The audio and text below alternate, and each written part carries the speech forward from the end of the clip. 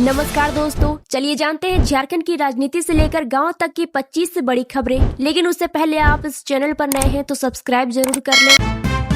दाबूस में मुख्यमंत्री हेमंत सोरेन की विदेश यात्रा को लेकर नेता प्रतिपक्ष बाबूलाल मरांडी ने निवेश और व्यवस्था पर सवाल उठाते हुए तंज कसा है। वहीं झामुमो और कांग्रेस ने पलटवार करते हुए कहा कि ये दौरा झारखंड के सम्मान से जुड़ा है और इसका सकारात्मक असर राज्य को मिलेगा। भाजपा की ओर से उद्योग मंत्री को साथ न ले जाने का मुद्दा भी उठाया गया है। पूरे मामले पर सत्तापक्ष और विपक्ष आमने सामने है और सियासी माहौल गरमाया हुआ है। झारखंड में इस साल राज्यसभा की 2 सीटों पर चुनाव होने हैं, जिसको लेकर सत्तारूढ़ इंडिया ब्लॉक में चर्चाएं तेज हो गई हैं। कांग्रेस एक सीट पर दावा ठोक रही है, जबकि झामुमो दोनों सीटों पर अपना उम्मीदवार उतारने के संकेत दे रहा है। संख्या बल इंडिया ब्लॉक के पक्ष में है, लेकिन आपसी सहमति पर फैसला बाकी है। वहीं बीजेपी फिलहाल वेट एंड वॉच की स्थिति में सभी संभावनाओं पर नजर बनाए हुए है। झारखंड के कई शहरों में लगे प्रीपेड स्मार्ट मीटर को लेकर उपभोक्ताओं की नाराजगी बढ़ती जा रही है। लोगों का कहना है कि पहले के मुकाबले बिजली बिल ज्यादा आ रहा है और बैलेंस खत्म होते ही सप्लाई कट जा रही है। JBVNL का दावा है कि मीटर में कोई तकनीकी गड़बड़ी नहीं है और ये व्यवस्था पारदर्शिता के लिए है। हालांकि लगातार मिल रही शिकायतों के चलते विभाग और उपभोक्ताओं के बीच असंतोष की स्थिति बनी हुई है। झारखंड में नगर निकाय चुनाव के बाद मतदाता सूची के विशेष गहन पुनरीक्षण यानी SIR की प्रक्रिया शुरू होने की संभावना है। चुनाव आयोग तैयारियों को अंतिम रूप दे रहा है और भारत निर्वाचन आयोग की टीम संतुष्ट होने पर औपचारिक घोषणा की जाएगी। फिलहाल पैरेंटल मैपिंग समेत प्रारंभिक काम अंतिम चरण में है। माना जा रहा है कि चुनावी व्यस्तता के कारण SIR नगर निकाय चुनाव के बाद ही शुरू किया जाएगा। धनबाद की 8 लेन सड़क पर बाइकर्स गैंग द्वारा तेज रफ्तार और खतरनाक स्टंट का मामला सामने आया है, जिससे राहगीरों की सुरक्षा पर सवाल खड़े हो गए हैं। बताया जा रहा है कि व्हीलिंग और रेसिंग जैसी गतिविधियों से कभी भी बड़ी घटना हो सकती है। स्थानीय लोगों में नाराजगी है, जबकि ट्रैफिक पुलिस का कहना है कि वीडियो या पुख्ता जानकारी मिलने पर कार्रवाई की जाएगी। फिलहाल ये स्थिति प्रशासन के लिए चिंता का विषय बनी हुई है। रांची में स्मार्ट सिटी मिशन के तहत शुरू की गई साइकिल शेयरिंग योजना अब बदहाल स्थिति में नजर आ रही है। कई इलाकों में साइकिल स्टैंड खाली हैं या साइकिलें चलने लायक नहीं बची हैं, जिससे लोगों का भरोसा टूट रहा है। तकनीकी सिस्टम और रखरखाव की कमी भी बड़ी वजह बन रही है। अधिकारियों ने सुधार के दावे किए हैं, लेकिन फिलहाल योजना कागजों तक सिमटी दिख रही है। पेयजल मामले के आरोपी संतोष की सुरक्षा बढ़ाए जाने पर नेता प्रतिपक्ष बाबूलाल मरांडी ने सरकार पर सवाल उठाते हुए तंज कसा है। इस पर झामुमो ने कहा कि सुरक्षा देना प्रशासन का अधिकार है और इसका फैसला कानून के अनुसार होता है। कांग्रेस ने भी विपक्ष के बयान को बेवजह का मुद्दा बताया है। फिलहाल इस फैसले को लेकर झारखंड की राजनीति में बयानबाजी तेज हो गई है। रामगढ़ के बरकाकाना स्थित टेलीकॉम रेलवे स्टोर में देर रात बड़ी घटना सामने आई है, जहां कीमती सामान गायब होने का मामला दर्ज किया गया है। पूरी गतिविधि CCTV कैमरे में कैद हुई है, जिसके आधार पर रेल पुलिस जांच में जुट गई है। शुरुआती आकलन में लाखों रुपए के नुकसान की बात कही जा रही है।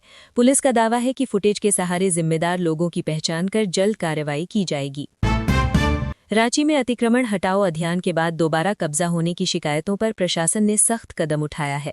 अब अतिक्रमण मुक्त किए गए इलाकों की निगरानी की जिम्मेदारी सीधे थाना प्रभारियों को दी गई है। नगर निगम और ट्रैफिक पुलिस की जॉइंट टीम लगातार मॉनिटरिंग करेगी। प्रशासन का कहना है कि इस व्यवस्था से दोबारा अतिक्रमण पर प्रभावी रोक लगेगी। बसंत पंचमी के मौके पर देवघर स्थित बाबा बैद्यनाथ मंदिर में VIP और VVIP दर्शन पर पूरी तरह रोक रहेगी। जिला प्रशासन ने भीड़ नियंत्रण और श्रद्धालुओं की सुविधा को देखते हुए ये निर्णय लिया है। इस दौरान सिर्फ शीघ्र दर्शनम कूपन उपलब्ध होंगे, लेकिन इनके दाम दोगुने कर दिए गए हैं। मंदिर परिसर और आसपास सुरक्षा के भी पुख्ता इंतजाम किए गए हैं।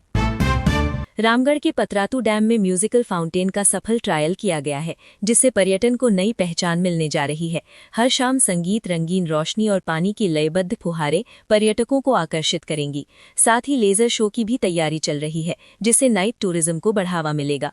उम्मीद है कि इसी माह के अंत तक इसका औपचारिक शुभारंभ कर दिया जाएगा। गुमला में जिला परिषद अध्यक्ष किरणमाला बाड़ा की अध्यक्षता में हुई बैठक में विभिन्न विभागों की योजनाओं की विस्तार से समीक्षा की गई। कृषि, पशुपालन, स्वास्थ्य, शिक्षा, सामाजिक सुरक्षा और जलापूर्ति से जुड़ी योजनाओं की प्रगति पर चर्चा हुई। बैठक में कई विकास कार्यों, मरम्मती और निर्माण प्रस्तावों को स्वीकृति दी गई। अंत में सभी विभागों को जनहित कार्यों को प्राथमिकता देते हुए योजनाओं के प्रभावी क्रियान्वयन के निर्देश दिए गए। सारंडा वन प्रमंडल क्षेत्र में अवैध लकड़ी तस्करी के खिलाफ वन विभाग ने बड़ी कार्रवाई की है। गुप्त सूचना के आधार पर झारखंड उड़ीसा बर्दी क्षेत्र में छापेमारी कर 63 शिलपट लकड़ियां जब्त की गई। कार्रवाई के दौरान संबंधित लोग मौके से निकल गए, जबकि वन विभाग ने उनकी पहचान और आगे की कानूनी प्रक्रिया तेज कर दी है। अधिकारियों का कहना है कि क्षेत्र में निगरानी और अभियान आगे भी जारी रहेगा। झारखंड केंद्रीय विश्वविद्यालय में राष्ट्रीय शिक्षा नीति 2020 पर आधारित 2 दिवसीय राष्ट्रीय संगोष्ठी की शुरुआत हुई है। देश भर से 200 से अधिक शोधकर्ता, शिक्षाविद और छात्र इसमें भाग ले रहे हैं। संगोष्ठी में शिक्षक शिक्षा को भारतीय ज्ञान परंपरा और वैश्विक दृष्टिकोण से जोड़ने पर मंथन हो रहा है। ये आयोजन 22 जनवरी तक चलेगा, जिसमें शोध पत्र प्रस्तुतिकरण और विषयगत चर्चाएं होंगी। राज्यपाल संतोष कुमार गंगवार ने लोक भवन में डॉक्टर अमन कुमार की पुस्तक हिंदी शिशु काव्य की प्रवृत्तियों का विमोचन किया। उन्होंने इसे शिशुओं के बौद्धिक और नैतिक विकास से जुड़ा महत्वपूर्ण शोध कार्य बताया। लेखक ने कहा कि ये कृति कविता के माध्यम से बच्चों में भाषा, संवाद और संस्कार विकसित करने पर केंद्रित है। इस अवसर पर दूरदर्शन झारखंड और आकाशवाणी से जुड़े कई अधिकारी भी मौजूद थे। गुमला के चैनपुर थाना प्रभारी शैलेश कुमार पर रिश्वत के आरोप सामने आने के बाद एसीबी ने त्वरित कार्रवाई की है। पदभार संभालने के कुछ ही दिनों के भीतर शिकायत के आधार पर ये मामला सामने आया। जांच के दौरान एसीबी टीम ने मौके पर कार्रवाई करते हुए आगे की कानूनी प्रक्रिया शुरू की। मामले को लेकर प्रशासनिक स्तर पर भी हलचल तेज हो गई है। मुख्यमंत्री हेमंत सोरेन की दावोस यात्रा को लेकर बीजेपी के भीतर ही 2 अलग अलग राय सामने आई है। जयंत सिन्हा ने इसे झारखंड के निवेश और विकास के लिए अहम बताते हुए सकारात्मक संकेत कहा है। वहीं नेता प्रतिपक्ष बाबूलाल मरांडी ने इस दौरे को विदेशी सैर करार देते हुए आलोचना की है। एक ही पार्टी के 2 सुरों से जनता के बीच भ्रम की स्थिति बनती नजर आ रही है। दावोस में मुख्यमंत्री हेमंत सोरेन से मुलाकात के दौरान इन्फोसिस ग्लोबल के ईवीपी ने राज्य के दीर्घकालिक विकास विजन की प्रशंसा की है। बैठक में तकनीक आधारित ग्रोथ, रीस्किलिंग और युवाओं को डिजिटल और एआई कौशल से जोड़ने पर जोर दिया गया। खनन क्षेत्र के डिजिटल ट्रांसफॉर्मेशन को लेकर सहयोग की संभावनाओं पर चर्चा हुई। फरवरी में इस दिशा में आगे की कार्ययोजना पर वर्चुअल सत्र प्रस्तावित है। इसे झारखंड के युवाओं के लिए भविष्य की बड़ी पहल माना जा रहा है। झारखंड एकेडमिक काउंसिल ने कक्षा 8वीं, 9वीं और 11वीं की बोर्ड परीक्षाओं का पूरा शेड्यूल जारी कर दिया है। सभी परीक्षाएं ओएमआर शीट पर ली जाएंगी और छात्रों को प्रश्न पढ़ने के लिए अतिरिक्त समय मिलेगा। फरवरी के आखिरी सप्ताह में परीक्षाएं आयोजित होंगी, जबकि एडमिट कार्ड तय तारीखों पर वेबसाइट से डाउनलोड किए जा सकेंगे। बोर्ड ने स्कूलों को निर्देशों का सख्ती से पालन करने को कहा है। गढ़वा के बिशुनपुरा में हुई बड़ी चोरी के मामले को लेकर पुलिस ने जांच और तेज कर दी है।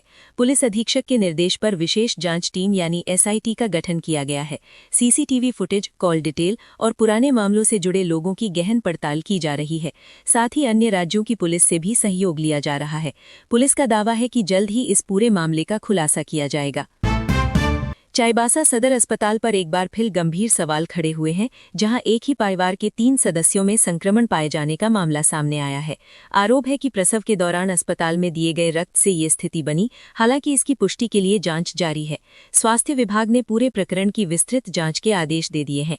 अस्पताल प्रशासन का कहना है कि सभी मेडिकल रिकॉर्ड खंगाले जा रहे हैं। मामले की संवेदनशीलता को देखते हुए प्रशासनिक और राजनीतिक हलकों में भी हलचल तेज हो गई है। रांची में नगर निकाय चुनाव की तैयारी के बीच जिला प्रशासन अलर्ट मोड में आ गया है। उपायुक्त के निर्देश पर चुनाव से पहले जिले की सीमाएं सील की जाएंगी और संदिग्ध गतिविधियों पर पैनी निगरानी रखी जाएगी। थाना प्रभारियों को सघन जांच अभियान चलाने के निर्देश दिए गए हैं। साथ ही अवैध शराब, सड़क सुरक्षा और अवैध माइनिंग पर भी सख्ती बढ़ाई गई है। प्रशासन ने शांतिपूर्ण चुनाव के लिए जनता से सहयोग की अपील की है। गिरिडीह में मुख्यमंत्री ग्राम गाड़ी योजना की निःशुल्क बस सेवा में छात्राओं से पैसे मांगने का मामला सामने आया है। सोशल मीडिया पर वीडियो सामने आने के बाद मंत्री दीपक बिरुआ ने तुरंत संज्ञान लेते हुए कार्रवाई के निर्देश दिए हैं। प्रशासन ने संबंधित बस को सीज कर जांच शुरू कर दी है। सरकार ने साफ किया है कि छात्राओं के सम्मान और योजना की गरिमा से कोई समझौता नहीं होगा। पलामू के छतरपुर प्रखंड के तेलाड़ी गांव में स्वास्थ्य सुविधाओं को बेहतर बनाने की दिशा में बड़ा कदम उठाया गया है। वित्त मंत्री राधाकृष्ण किशोर ने स्वास्थ्य उपकेंद्र भवन निर्माण कार्य का शिलान्यास किया। उन्होंने कहा कि ग्रामीण क्षेत्रों तक सुलभ और गुणवत्तापूर्ण स्वास्थ्य सेवाएं पहुंचाना सरकार की प्राथमिकता है। इस उपकेंद्र से आसपास के गांवों के लोगों को प्राथमिक उपचार की सुविधा नजदीक ही मिलेगी। जेपीएससी द्वारा जारी परीक्षा कैलेंडर के विरोध में झारखंड यूथ एसोसिएशन ने प्रेस वार्ता कर नाराजगी व्यक्त की है। संगठन का कहना है कि कम समय में परीक्षाएं तय कर अभ्यर्थियों पर अनावश्यक दबाव डाला जा रहा है। आयु सीमा में राहत और कैलेंडर की समीक्षा की भी मांग उठाई गई है। 1 माह में समाधान नहीं होने पर राज्यव्यापी उग्र आंदोलन की चेतावनी दी गई है। ये मामला अब युवाओं के भविष्य से जुड़ा बड़ा मुद्दा बनता जा रहा है। सीएम हेमंत सोरेन के दावोस और लंदन दौरे पर आजसू प्रमुख सुदेश महतो ने तंज कसते हुए राज्य के औद्योगिक माहौल पर सवाल खड़े किए हैं। उन्होंने कहा कि रैयतों का भरोसा और बेहतर कानून व्यवस्था के बिना निवेश की बात हवा में उद्योग खड़ा करने जैसी है। साथ ही नगर निकाय चुनाव दलीय आधार पर कराने की मांग भी उठाई गई है।